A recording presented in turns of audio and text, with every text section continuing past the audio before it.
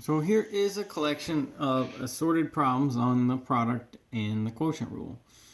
And actually, I think the two that I'll just give you are going to be based on the product rule, but really once you step back and learn both rules, they're very much similar, and typically once you get the hang of it, if you can do one, you can do the other. Okay?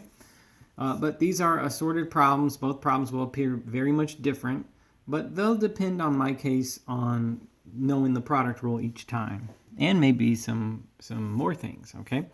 All right. So in this example, let's say that a function f and a function g is given only by a graph. Now, what's a function? A function is a set of ordered pairs where an x gets paired with a y. You could do that through a graph if the points were labeled. You could do that through a formula where you plug an x in and you get a y back out. It's really all the same information.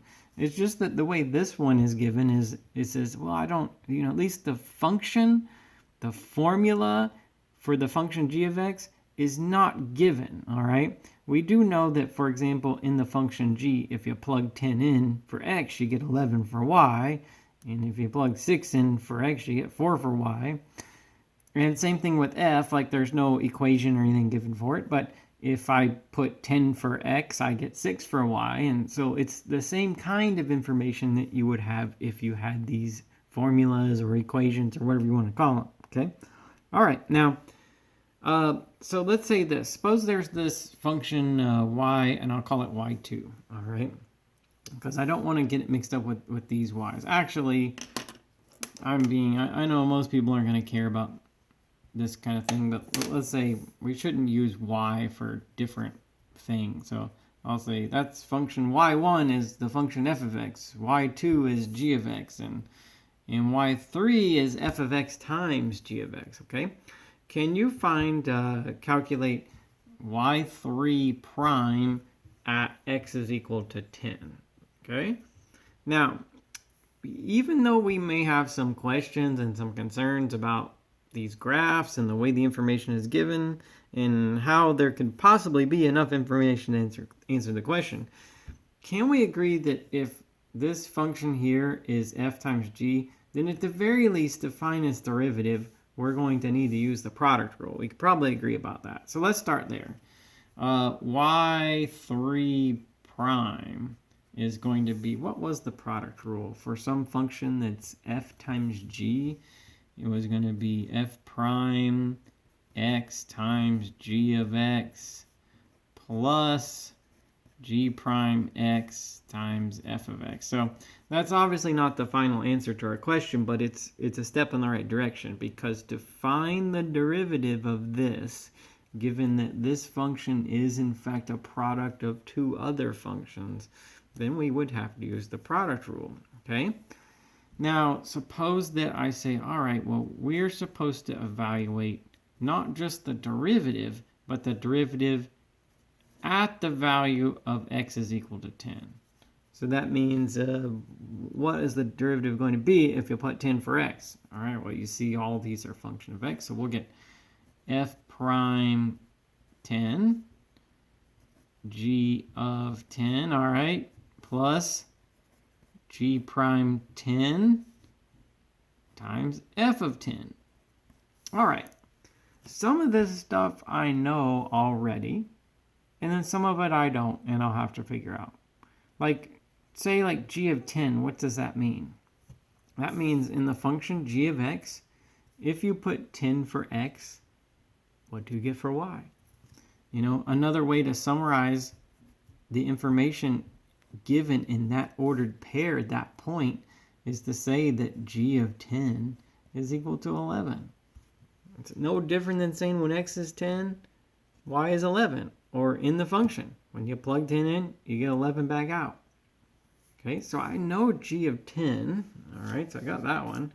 And I know also f of 10. F of 10 is 6, right? If you tell me the point 10 for x, 6 for y is on your graph of your function, then that means f of 10 is equal to 6. All right. So I know some of this. Let me write down what I know then. I haven't gotten to the point where I know f prime 10. But g of 10, I told you, was 11. All right? That's what I saw up there. So I'm going to say this times the number 11. F prime 10 times the number, F prime 10 times the number 11. Plus g prime 10 times f of 10. And then I told you f of 10 was equal to 6. So this will be g prime 10 times the number 6. Okay? All right. Now about how do you figure out what f prime 10 and g prime 10 is? Well, when we say prime, what do we mean? We mean the derivative. And what is the derivative? What's one way that we've learned to think about it? The derivative is the slope of the curve. So you could say this. F prime 10 is equal to the slope of the curve f of x at the point where x is 10. Okay, so let's have a more detailed look at that. So here's the curve f of x, and I know curve is like a generous term for a graph that's just a bunch of lines connected together, but here's the curve f of x, and there's the point where it's 10. What's the slope right here? Well, at that point it's straight, but in this entire region it's straight, you know? Like if I could just find the slope of this linear portion of that entire graph, that would be the slope there at 10, and that would be the value of f prime 10. So can you tell me the slope right here?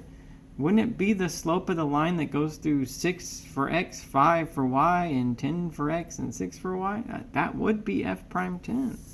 So in this case, given that that portion of this curve is a line that goes between those 2 points, then yes, we can just calculate the derivative as rise over run. Now, if that graph up there was actually curved, then it wouldn't be as simple as doing this. But that's not the situation we're in, all right? So f prime 10, okay, rise over run. Let's see. So right there, I'm trying to figure out the portion of this curve right here, the slope of the line that goes through those points. That's going to be 6 minus 5. That's the rise over 10 minus 6. So 6 minus 5 over 10 minus 6. So that is going to be 1 over 4. Okay? All right. So f prime 10 is 1 over 4. So now I can update this a little more. F prime 10, that's going to be 1 over 4 times the number 11. What about g prime 10? Well, what does that mean again? G prime 10, that would be the slope of this curve g of x at the point where x is 10. Well, it happens to be perfectly straight right there. So you could tell me the slope of this portion of this entire graph if you found the slope of the line that goes between this point, 6 and 4, and this point, 10 and 11. Okay? So let's do that up here. Like if I say like right there, what happens to be g prime of 10? Meaning, what is the slope of the curve at that spot? Well, given that it happens to be a line right there, then I do rise over run like this. 11 minus 4, that's the rise. That's our slope formula. 11 minus 4 over 10 minus 6. And so that ends up being 7 over 4. Okay. All right. So g prime 10 is 7 over 4. So I'm going to go over here, and I'm going to write 7 over 4 times 6. So that's how, even though we didn't have formulas for the functions f and g, we could still evaluate their derivatives at certain points that we needed to. So, all right, what is this? This is 11 over 4, right? 1/4 times 11. And then this is 42 over 4. So y sub 3 prime at the point where x is 10, that's going to be 53 over 4 if we add those together. All right, so in the beginning, when you first read the problem, it may not have seemed like there was enough information to answer it, but that's part of the challenge of this kind of problem, is realizing how to use the information that we have, all right, to its full extent. Okay, so that one's done. Final answer, 53/4. Let's look at another one.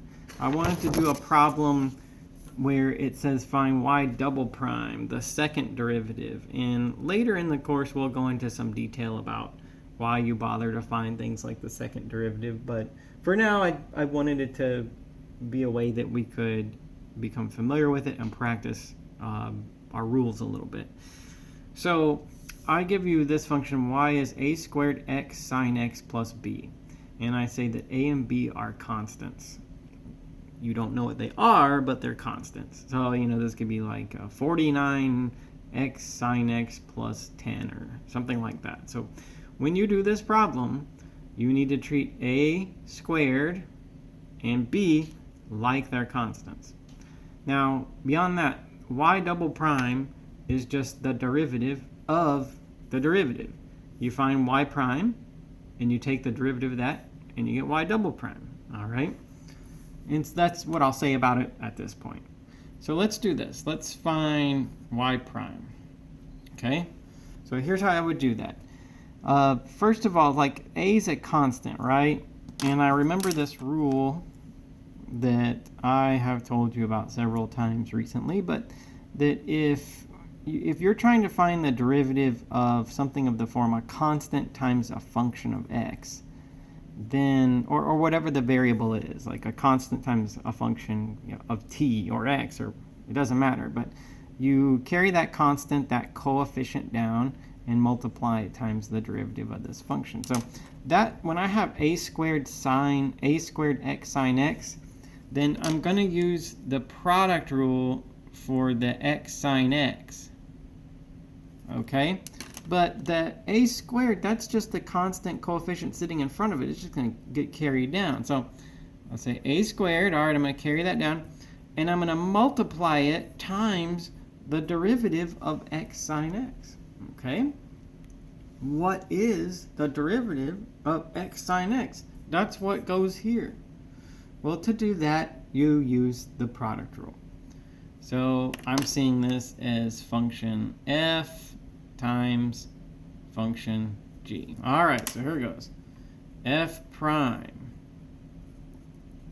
g plus g prime. What's the derivative of sine? It is cosine times f.